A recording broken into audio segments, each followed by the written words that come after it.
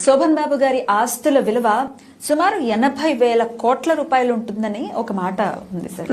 నిజమేనా సార్? మన ఇండియాలో ఉన్నటువంటి భూభాగంలో మూడింతలు వాటర్ ఉంటే ఒక పావు సగమే భూమి ఉంది.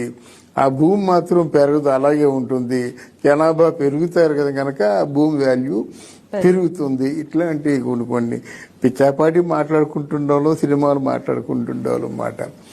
ఇక వాడు ల్యాండ్ బ్యాంక్ ఎంత ఉందంటే ఆయనకి చాలా పెద్ద ల్యాండ్ బ్యాంక్ ఉంది.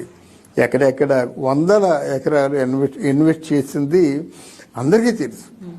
100 ఎకరాలు అంటే 1 లక్ష రూపాయలకి ఎకరం ఉన్నట్టయితే ఆ ఎకరం ఈరోజు ఒక 4 కోట్లు ఉంటే అలాంటి 100 ఎకరాలు అంటే ఎంత? వాటి మామూలు కాదు. 200 ఎకరాలు కొనుక్కునేవారు. అంటే 200 ఎకరాలకి చూసుకోండి, ఎకరం ఓ 4 కోట్లు వేసుకోండి, 4-5 కోట్లు వేసుకోండి, 200 ఎకరాలు అలా అన్నమాట. శోభన్ బాబు గారి ఆస్తుల విలువ సుమారు 80,000 కోట్ల రూపాయలు ఉంటుందని ఒక మాట ఉంది సార్. నిజమేనా సార్? మన ఇండియాలో ఉన్నటువంటి భూభాగంలో మూడింతలు వాటర్ ఉంటే ఒక పావు సగమే భూమి ఉంది. ఆ భూమి మాత్రం పెరగదు, అలాగే ఉంటుంది. జనాభా పెరుగుతారు కదా, కనుక ఆ భూమి వాల్యూ పెరుగుతుంది. ఇట్లాంటి కొన్ని పిచ్చాపాటి మాట్లాడుకుంటుండాలో సినిమాలు మాట్లాడుకుంటుండాలో మాట.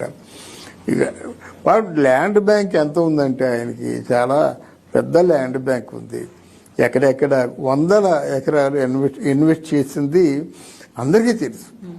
100 ఎకరాలు అంటే 1 లక్ష రూపాయలకి ఎకరం ఉన్నట్టయితే ఆ ఎకరం ఈరోజు ఒక 4 కోట్లు ఉంటే అలాంటి 100 ఎకరాలు అంటే ఎంత? వాటి మామూలు కాదు. 200 ఎకరాలు కొనుక్కునేవారు.